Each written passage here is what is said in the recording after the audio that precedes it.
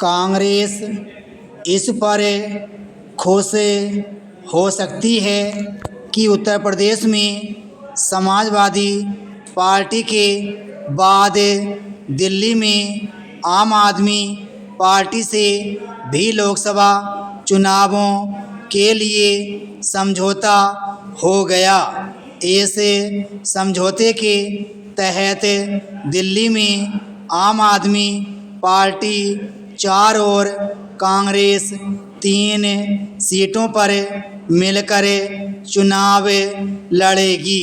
इससे यही स्पष्ट हुआ कि कांग्रेस ने दिल्ली में आम आदमी पार्टी को अपने से बड़ा दल माना। ये दोनों दल हरियाणा, गुजरात और गोवा में भी मिलकर चुनाव लड़ने पर सहमत हैं, लेकिन यह उल्लेखनीय है कि पंजाब में कोई समझौता नहीं हो सका। इसका मतलब है कि पंजाब में दोनों दल एक दूसरे को हराने का काम करेंगे और दिल्ली एवं कुछ अन्य राज्यों में एक दूजे को जिताने का। यह विचित्र स्थिति कांग्रेस की मजबूरी को ही दर्शाती है। वह इस मजबूरी का परिचय पहले भी दे चुकी है। वह बंगाल में वाम दलों के साथ मिलकर चुनाव लड़ चुकी है और केरल में उनके खिलाफ। इस बार भी बंगाल और केरल में यही होने के आसार हैं, क्योंकि केरल के वामपंथी नेता कांग्रेस से समझौता करने को तैयार नहीं। आखिर गठबंधन की यह कैसी राजनीति है कि 2 दल कहीं तो मिलकर चुनाव लड़ने जा रहे हैं और कहीं एक दूसरे के खिलाफ। उत्तर प्रदेश में भी कांग्रेस जिस तरह 80 में से महज 17 सीटों पर चुनाव लड़ने पर सहमत हो गई, उससे भी उसकी विवशता प्रकट होती है।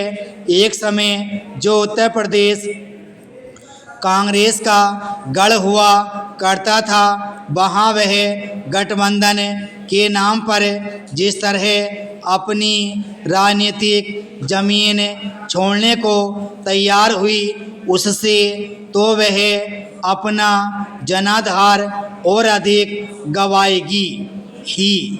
ऐसे गठबंधन करके और इस क्रम में क्षेत्रीय दलों को बड़े भाई का दर्जा देकर वह अन्य राज्यों में भी अपना जनाधार खो चुकी है। ऐसा लगता है कि कांग्रेस का एकमात्र उद्देश्य किसी तरह पिछले 2 लोकसभा चुनावों के मुकाबले कुछ अधिक सीटें जीतने भर का है, न कि अपने गठबंधन INDIA के जरिए भाजपा के नेतृत्व वाले राजग को कोई ठोस चुनौती देने का। यदि कांग्रेस यह समझ रही है कि सपा और आप से समझौता करके वह INDIA को एक शक्तिशाली गठबंधन के रूप में पेश करने में सफल हो जाएगी, तो इसके आसार कम ही हैं। यह देखना दयनीय है कि जब कांग्रेस को एक राष्ट्रीय दल के रूप में अपनी मजबूती कायम रखने के जतन करने चाहिए, तब वह सीमित लक्ष्य का संधान करती दिख रही है। इससे तो उसकी राजनीतिक हैसियत और कम ही होगी। कांग्रेस चाहे जो दावा करे उसने सपा और आप से जैसे समझौते किए उनसे INDIA को कोई राष्ट्रीय स्वरूप मिलने से रहा। उपाध्यक्ष महोदय, वित्त मंत्री को देश की आर्थिक स्थिति और निर्धनता के संबंध में जितनी जानकारी प्राप्त होती है उतनी किसी अन्य मंत्री को संभव नहीं होती। बजट बनाते समय वैसे तो बजट में आय व्यय का ब्यौरा होता ही है, लेकिन मूल रूप में देश की आर्थिक नीतियों में किस प्रकार का परिवर्तन हो तथा किस मार्ग पर वह देश को चलाना चाहते हैं, सरकार का लक्ष्य क्या है, इन सब नीतियों का बजट में विवरण होता है। हमारे वित्त मंत्री चाहे जिस पर भी रहे हों, चाहे वे मुख्यमंत्री रहे हों या केंद्रीय सरकार में रहे हों, उन्होंने शानदार काम किया। जिस समय उन्होंने बजट प्रस्तुत किया उस समय देश को और विशेष रूप से गरीबों को उनसे बहुत सी आशाएं थीं।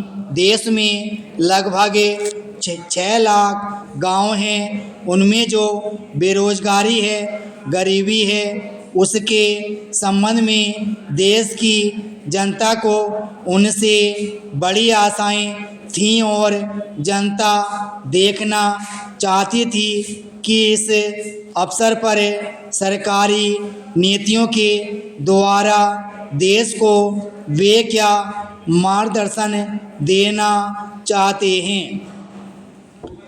इस दृष्टि से 3 महत्वपूर्ण बातें इस समय देश के सामने थीं।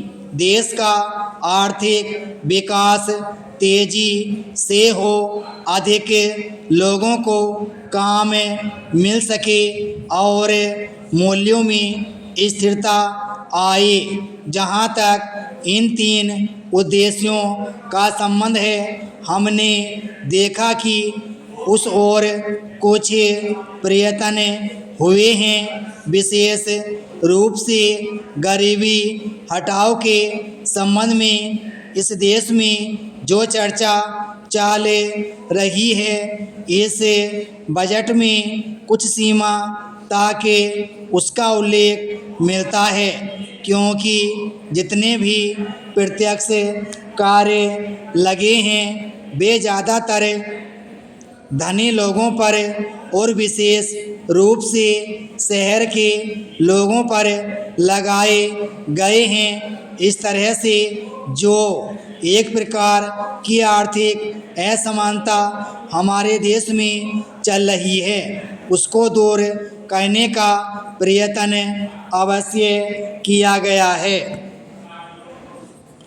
लगभग 5 दशक पूर्व जब हमारा देश स्वतंत्र हुआ था, उस समय देश में जितने सरकारी कर्मचारी थे वे ऐसा समझ बैठे थे कि अब तक देश में जिस तरह से अंग्रेज़ों का प्रशासन चल रहा था उस तरह से काम नहीं चलेगा, क्योंकि कांग्रेस के जो नए लोग आए थे, जो मंत्री बने थे, वे लोग धन के मामले में त्यागी आदमी हैं। धन से उनको मोह नहीं है, लेकिन बाद में उन्होंने देखा कि हमारे मंत्री लोग भी उसी तरह से शानदार जीवन पसंद करने लग गए जिस तरह से अंग्रेज करते थे। ब्राह्म स्टॉप।